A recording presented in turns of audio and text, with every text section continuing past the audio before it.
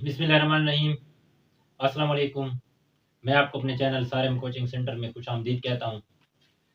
Dear friends, students, viewers, Pakistan affairs में हम pre partition Ira को डिस्कस कर रहे हैं। ठीक है, यानी कि इंडिपेंडेंस से पहले, जो इंडिपेंडेंस से पहले की जो ईरा है उसमें जो एक्ट्स आए थे, ब्रिटिशर्स की तरफ से जो एक्ट दिए गए थे उनको हम डिस्कस कर रहे हैं। हमने इंडियन कौंसल एक्ट 1858 को पढ़ा, हमने जो है डिस्कस किया इंडियन कौंसल एक्ट 1861 को, और आज का जो हमारा टॉपिक है वो है Indian council act 1892। Indian council act 1892 basically ये जो इंडियन कौंसल एक्ट 1892 है, ये क्या है, आपके पास अमेंडेड फॉर्म है। ठीक है, इसको आप कह सकते हैं कि ये अमेंडेड फॉर्म है किसकी, 1861 एक्ट की। जो आपका जो ब्रिटिशर लेके आए थे, जो बरतानिया, जो क्राउन लेके आया था आपके पास 1861 का एक्ट, ये जो 1892 का एक्ट है ये हम कह सकते हैं एक अमेंडेड फॉर्म है। 1892 का एक्ट किसकी अमेंडेड फॉर्म है, 1861 की एक्ट की। और इसको जो है 1892 का जो एक्ट है, इसको इंडिया की हिस्ट्री में एक टर्निंग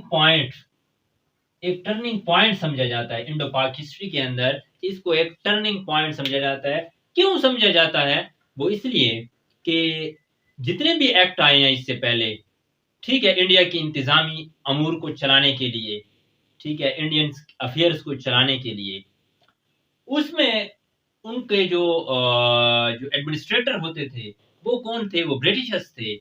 लेकिन यहाँ पे जो 1892 का एक्ट लेके आया गया, जो कि आया, उसमें इंडियंस को एडमिनिस्ट्रेशन के अंदर हक मिला। क्यों मिला कि 1892 का के एक्ट से पहले इंडियंस, वो जो पहले एक्ट आ चुके थे, इंडिया की एडमिनिस्ट्रेशन सारी की सारी किसके हाथ में थी, ब्रिटिशर्स के हाथ में थी। तो अब इंडियंस ने कहा, या जो वहां पे सब कॉन्टिनेंट के अंदर रहने वाले लोगों ने कहा कि हमारे जो अफेयर्स हैं यहाँ पे हमें भी हक मिलना चाहिए उनको मैनेज करने के लिए। हमें भी अपनी पॉलिटिक्स के अंदर, हमें भी, हमारा भी हक है, हमें भी, हमारे पास भी इख्तियार होने चाहिए, ताकि जितने भी अफेयर्स हैं, अपने हमारे जो अफेयर्स हैं, जो हमारे मामलात हैं, उनको बेहतर बनाने के लिए हम भी कुछ करें। और इससे 92 के एक्ट से पहले इंडियंस ने, या बरसगीर के लोगों ने, इंडो पाक के जो सब कॉन्टिनेंट के जो लोग थे, जो उनके नुमाइंदे थे, उन्होंने एक जमात भी बना ली थी जिसको हम इंडियन नेशनल कांग्रेस कहते हैं। 1885 के अंदर 1885 के अंदर इंडियन नेशनल कांग्रेस वजूद में आ चुकी थी, और नेशनलिस्ट मूवमेंट भी इन्होंने स्टार्ट कर दिए थे। इंडियंस के जो लोकल्स थे, इन्होंने कुछ नेशनलिस्ट मूवमेंट स्टार्ट कर दी थी। तो इस मौके की नजाकत को समझने के लिए ब्रिटिश ने क्या किया, क्राउन ने क्या किया, 1892 का एक्ट दिया, जिसका जो मेन ऑब्जेक्टिव था वो था नेशनल डिमांड्स, इंडिया के जो नेशनल डिमांड्स हैं उनको फुलफिल करना। तो इस मकसद के लिए वो क्या लेके आए 1892 का, कि वो क्या कर सके, लोकल्स जो हैं उनको उनकी नेशनल डिमांड्स फिल हो सकें, और क्या करें, उनको रिप्रेजेंटेशन दे, गिव रिप्रेजेंटेशन टू लोकल्स, यानी कि टू इंडियंस। तो उनको रिप्रेजेंटेशन देने के लिए, उनके नेशनल डिमांड्स फुलफिल करने के लिए उन्होंने क्या किया, 1892 का एक्ट लेके आए। तो इसमें ये तकरीबन वैसे का वैसा ही है, 1861 की तरह का एक्ट है, लेकिन कुछ उसमें अमेंडमेंट की गई हैं, कुछ उसमें डिफरेंसेस हैं। जो डिफरेंसेस हैं हम उनको डिस्कस करते हैं। ठीक है, आपको पता होगा कि गवर्नर जनरल या वायसराय हुआ करता था इंडिया का, और इस वायसराय के साथ क्या थी, एक दो कौंसल्स थी। एक को हम कहते हैं एग्जीक्यूटिव कौंसल, एक इसकी एग्जीक्यूटिव या एग्जीक्यूटिव कौंसल होती थी, और दूसरी जो होती थी वो imperial legislative council, imperial legislative council. ठीक है, तो इन्होंने क्या किया, ये जो आपके पास जो एग्जीक्यूटिव काउंसिल थी, ये क्या करती थी, एडमिनिस्ट्रेटिव अफेयर्स, ठीक है, ये अफेयर्स को क्या करती थी, एडमिनिस्टर करते थे, एडमिनिस्ट्रेटिव अफेयर के लिए होती थी। ठीक है, एडमिनिस्ट्रेटिव अफेयर्स के लिए। और ये इसमें कौन होते थे, इसमें ब्रिटिशर्स होते थे। इसमें इन्होंने इसको वैसे ही रहने दिया। ये जो इंपीरियल लेजिस्लेटिव काउंसिल जिसमें 6 to 12 मेंबर्स होते थे, ठीक है, जिसमें कम से कम 6 और ज्यादा से ज्यादा 12 मेंबर्स होते थे। इस एक्ट के अंदर इन्होंने क्या किया, इन्होंने इसकी साइज को, इंपीरियल लेजिस्लेटिव काउंसिल की साइज को इंक्रीज कर दिया और इसमें मिनिमम 10 मेंबर्स, पहले इसमें 6 to 12 होते थे, तो इन्होंने यहाँ से 6 से 10 कर दिया कि मिनिमम इसमें 10 होंगे और इसमें जो मैक्सिमम होंगे वो 20 होंगे। तो इन्होंने सबसे पहले जो काम किया वो ये किया कि इन्होंने इंपीरियल लेजिस्लेटिव काउंसिल की साइज को इंक्रीज कर दिया, 6 to 12 से 10 to 20 कर दिया। और यहाँ पे रेशियो क्या सामने आई, 40 और 60 की, कि 40% इसमें इंडियंस होंगे, 40% जो होंगे वो इंडियंस होंगे इंपीरियल लेजिस्लेटिव काउंसिल के अंदर। और ये इंपीरियल लेजिस्लेटिव काउंसिल का जो काम था मैं आपको पहले बता चुका हूँ, ये आईन साजी करती थी ताकि अपने मतलब जो चलाना है, जिस जिस कानून के तहत, जिन जिन कानूनों के तहत अपने रियासत को, अपने मुल्क को चलाना है, वो इसका काम था। तो इसमें उन्होंने क्या किया, 40% इंडियंस को दे दिए राइट्स और 60% जो थे उसमें ब्रिटिशर्स होते थे। तो इसकी साइज को इंक्रीज कर दिया। ये सबसे पहला डिफरेंस इसका, इस एक्ट का था जो 1861 से जो डिफर करता है। तो आपको पता होगा कि इससे पहले जो था इंडिया क्या था, 4 यूनिट्स के अंदर डिवाइड था।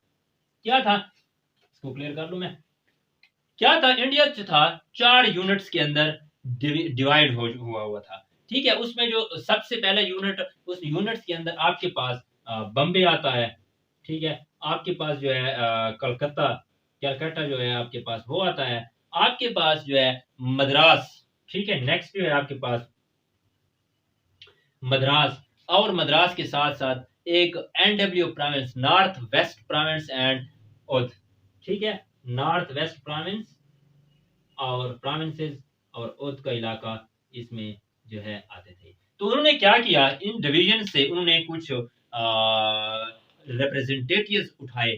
मद्रास से जो है उन्होंने जो आपके पास बम्बे है, बम्बे से उन्होंने 8 लिए, ठीक है, और जो था उसके बाद आपके पास कलकत्ता से उन्होंने 7 रिप्रेजेंटेटिव लिए, ठीक है।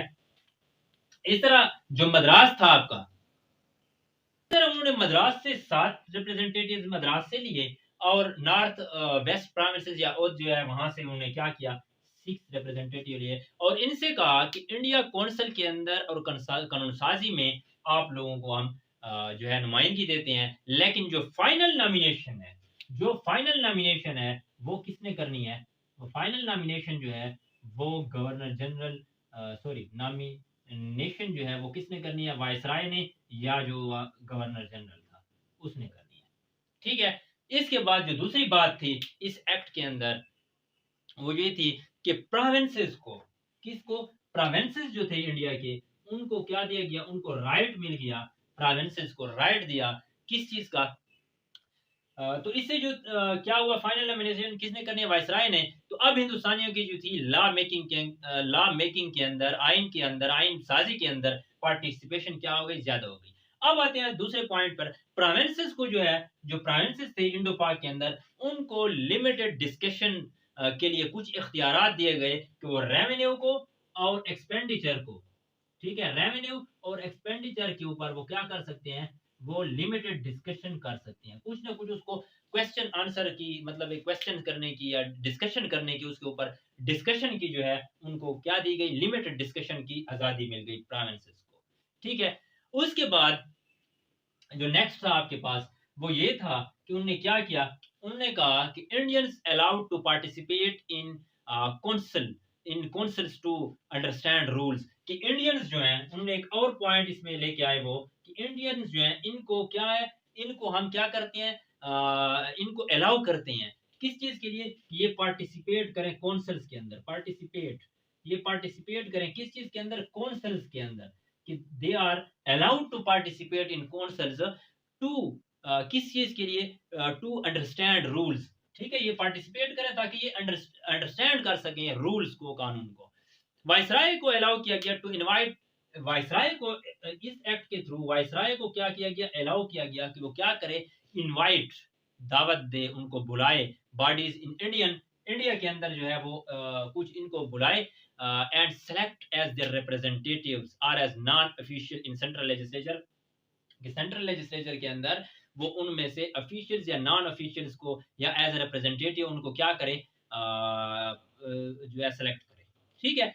यूनिवर्सिटी बोर्ड्स इस तरह जो है आपके पास उन्होंने क्या किया, यूनिवर्सिटी बोर्ड्स को और जो है उन्होंने म्यूनिसिपल बोर्ड्स को, ठीक है, यूनिवर्सिटी बोर्ड्स को, सर्टन ट्रेड यूनियन जो थे, म्यूनिसिपल बोर्ड थे, इनको भी उन्होंने क्या किया, कुछ ना कुछ जो है इख्तियारात दे दिए। जो आपके पास सर्टन कुछ ट्रेड यूनियंस थी, उनको भी जो है जलसे जुलूसों की और इनकी जो है कुछ ना कुछ जो है इजाजत दे दी गई। ठीक है। लॉर्ड एसोसिएशंस को, जो लैंड लॉर्ड एसोसिएशंस थी, यूनिवर्सिटी बोर्ड्स थे, ट्रेड यूनियंस थी, म्यूनिसिपल बोर्ड थे, इनको तो उसके बाद जो थे इनने क्या किया, और इस एक्ट के थ्रू, ठीक है, ये जो इंडियन काउंसिल 1892 का एक्ट है, इसके थ्रू क्या हुआ, foundation of parliamentary system in India, कि इसने बुनियाद रखी, क्या की, इसने फाउंडेशन, इसने बुनियाद रखी किस चीज की, पार्लियामेंट्री सिस्टम इन इंडिया। तो कहते हैं कि इसने इस एक्ट के थ्रू जो है कहते हैं कि पार्लियामेंट्री सिस्टम की इंडिया के अंदर बुनियाद रखी गई। ठीक है। नॉट इवन अ सिंगल मुस्लिम, लेकिन जो एंड पे एक बात मैं आपको बताता चलूं कि इस एक्ट के अंदर not even a single Muslim elected in 1892 election, कि इसके बाद जो इलेक्शन होता है उसमें एक सिंगल मेंबर को भी इसमें सेलेक्ट नहीं किया गया, इलेक्ट नहीं किया गया। तो ये कुछ चीज़े चीज़े नुकात थी, डिफरेंसेस थी, जो 1892 के एक्ट को 1861 के एक्ट से क्या करती हैं, जुदा करती हैं, अमेंडमेंट जो है 1861। बाकी तकरीबन वही सारा है, कुछ जो पॉइंट्स थे वो मैंने डिस्कस कर लिए। इंशाल्लाह नेक्स्ट लेक्चर में फिर मिलते हैं।